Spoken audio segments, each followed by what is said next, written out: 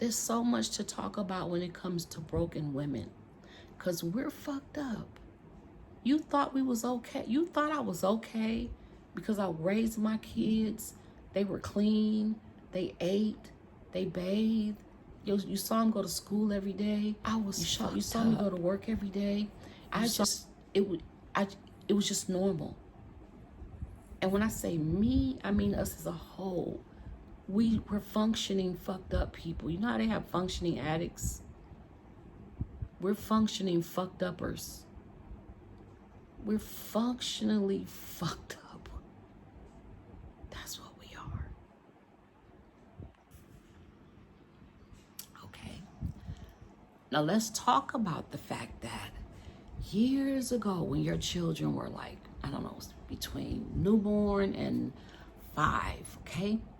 You woke up in the middle of the night, or it was like 8 o'clock at night, you realized you were out of Pampers. Your baby needed a pamper. It was time to cook. You didn't have no food to feed your kids. Let me see.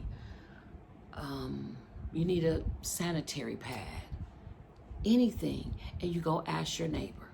And then all of a sudden, the neighbor tells the other neighbor, girl, she came over here and needed a diaper. She ain't had nothing for her. She needed a period pad. And that neighbor tells another neighbor. That neighbor tells another neighbor. Next thing you know, you getting a phone call. Ring, ring. Girl, I heard you, blah, blah, blah, blah, blah. Now your business went from your house to the neighbor that you took it to, and it's all the way on the other side of town. And so now you have a problem, or CPS was even called because you said you didn't have food for your children. Now your children are gone, or CPS didn't take them, but they came to your door. Now you know what that makes you do? It makes you be afraid to ask.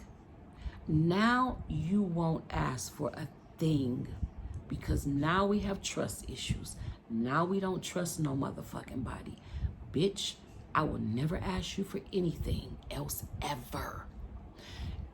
If I have ever asked y'all on here for anything, I promise you to the God in heaven, I promise you to the Orishas, any deities, the universe, that it took me days to ask you. It meant that I suffered. I got to a point where I just couldn't take it anymore. And I picked up the phone and called you and asked you for something small, like, can you loan me $10 until next Friday? Or, because first of all, I have a family I can call, but I don't call them either because I have a whole husband. So it's easier for me to call a couple of little friends I have because it's just easier than me calling my family who knows I have a husband. So now we don't ask for anything. That is another way your system goes into a shock because you wouldn't ask for something simple like a pamper. And now your business is all the way across the fucking town. You go to the store to get, a Pepsi. And the girl said, girl, Melissa called me last week and said you knocked on her door and said your kids didn't have no food to eat. Why you didn't call me? Because, bitch, you probably was the last person to call, too, because look how you approaching me. I asked the neighbor because I thought she was the one I could ask. And she's right there.